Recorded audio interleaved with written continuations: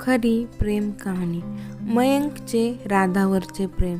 मयंक, तुझ्यावर आरोप आहे की राधाचा तू स्वतःच्या हातांनी खून केलास. काय तू तुझी बाजू स्पष्टपणे मांडू शकतोस?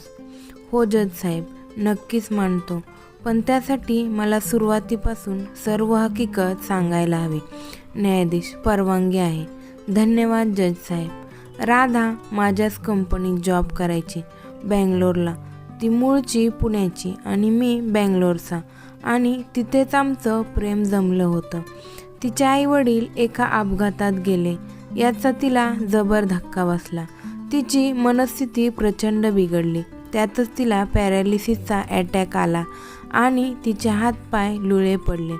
तिची काळजी घेण्यासाठी मी कंपनी डायरेक्टर बॉडीकडे सोपवली आणि तिला माझ्या घरी घेऊन आलो. माझ्या निर्णयाचा तिला प्रचंड नवल वाटलं, पण तिला सर्व सुखसोयी आनंद देण्याचा निर्धार मी केला. वैयक्तिकरित्या मी तिची देखभाल करू लागलो. कशाचीही कमतरता तिला भासू देत नव्हतो. 24 तास मी तिच्याबरोबर असायचे. तिची प्रत्येक लहानसहान कामे मीच करू लागलो. मी एका कंपनीचा मालक नव्हे, तर आता एक असहाय्य प्रेयसीचा एक असा प्रियकर होतो, जो तिला एक सुंदर आयुष्य देऊ शकेन. तिला कधी तिच्या असहाय्यतेची जाणीव होऊ द्यायची नाही मी. पण जेव्हा जेव्हा तिचे केस विंचरायचो, तिचा मेकअप मी करायचो, तेव्हा तेव्हा तिला तिच्या असहाय्यतेची जाणीव व्हायची. तिला भरवण्यासाठी मी हात पुढं करायचो तेव्हा, रोज तिला बेडवर उचलून व्हीलचेअरवर ठेवायचो तेव्हा, आणि चेहऱ्यावर पडत असलेल्या पावसाची संततधार पुसण्याची जेव्हा तिला माझी गरज पडायची तेव्हा, तिला स्वतःच्या अवस्थेवर कीव यायची. तिच्या डोळ्यात पाणी यायचं. तिच्या चेहऱ्यावर घोंघवणाऱ्या माशीसमोर सुद्धा जेव्हा तिला संघर्ष करावा लागायचा तेव्हा तिच्या डोळ्यात पाणी यायचं, आणि ते अश्रू पाहिलं की मी हेलावून जायचं. तिला नकळत मी देखील रडायचो. एक दिवस राधा मला म्हणाली, माझ्यावर किती प्रेम करतोस? मी म्हणालो, प्रचंड. मग एक ऐक, मी काय सांगते ते. अशा अवस्थेत माझा जीव गुदमरतोय रे.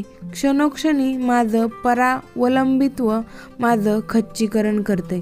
माझी छोट्यातल्या छोट्या गोष्टी करण्याप्रती असमर्थता मला जगू देत नाहीये.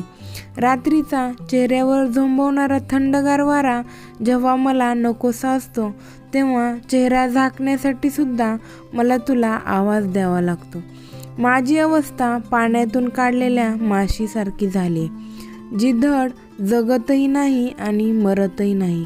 मी तुला अंतःकरणापासून विनंती करते, मला मरण हवे, मला मरण हवे, मला मरण हवे, असे म्हणून ती रडू लागली. तेव्हा माझी हिंमत ढळली. माझा कंठ दाटून आला.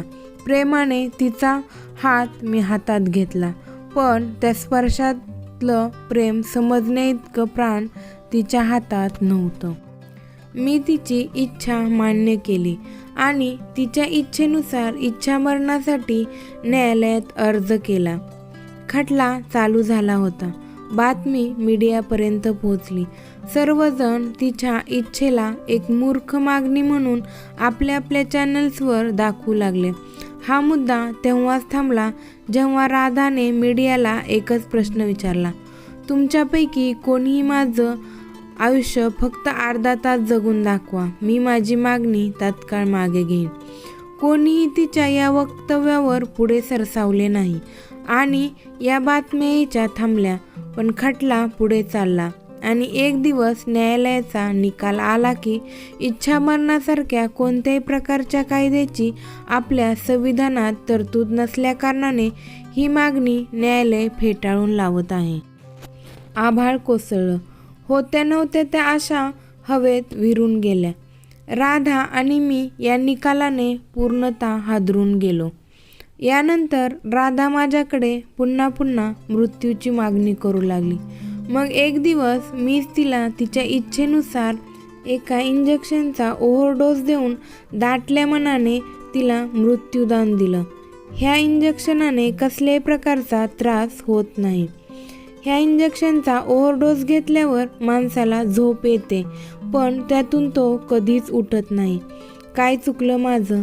हेच की मी प्रेयसीच्या सुखाचा विचार केला. जज साहेब, मी खरंच मारलं तिला, पण ते तिच्या आनंदासाठी. मी तुम्हाला हे सगळं याच्यासाठी नाही सांगत की तुम्ही मला सोडावं. मला तुम्ही फाशी द्यावी ही एकच विनंती आहे तुम्हाला. सर्व बाजू ऐकून घेतल्यावर एक ऐतिहासिक निर्णय देण्यात आला.